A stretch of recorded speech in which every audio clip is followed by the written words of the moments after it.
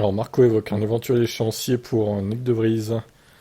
Va-t-on lui mettre la pression? Il s'est encore illustré de manière négative, hein. En Autriche, il a foutu dehors Magnussen. Encore lui, du coup, décidément.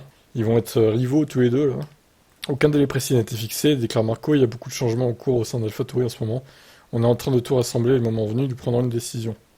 Le consultant a répondu de manière évasive lorsqu'on a demandé si les tests de pneus Pirelli de Ricciardo, qu'il effectuera après le Grand Prix de Silverstone, jouent un rôle dans la décision.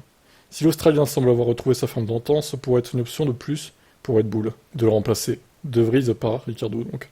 Je peux pas en dire plus, comme j'ai dit, nous examinons tout et prendrons une décision. D'ailleurs, j'avais vu passer qu'au final, Horner avait démenti ce qu'avait dit Marco concernant le simulateur. En fait, il avait dit Marco que Ricciardo était nul au simulateur par rapport au titulaire. Il semblerait que ce soit faux, hein. Pourquoi il a dit ça, je ne sais pas. Mais Horner a dit que non, il était tout à fait correct dans le simulateur. Il faisait des bons temps et tout. Donc Marco complètement gâteux? Non, impossible. Toutefois, l'ancien pilote s'est montré plutôt positif quant aux performances de l'homme portant le numéro 21. Je pense que c'est un des meilleurs classements qu'il ait réalisé.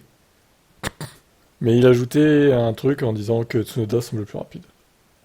Ouais, enfin Tsunoda il s'est pris des pénals aussi. Mais Tsunoda n'a pas mis un pilote dehors. Donc bon. De toute façon, De Vries pour moi, il va peut-être finir la saison, mais il sera plus là l'année prochaine, hein. J'en suis à 90% convaincu. Alors à moins qu'il redresse la barre, Nick De Vries, ça sera une seule saison et puis ça va quoi. On verra.